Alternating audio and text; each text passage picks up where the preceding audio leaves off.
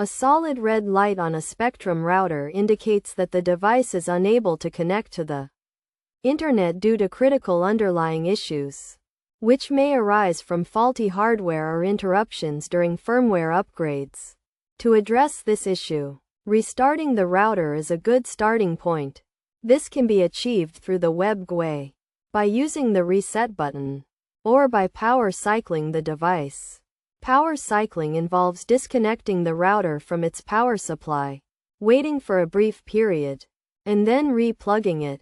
Alternatively, the router can be restarted via the web GUI by signing in, navigating to the Maintenance tab, selecting Reset, and clicking the Reset button.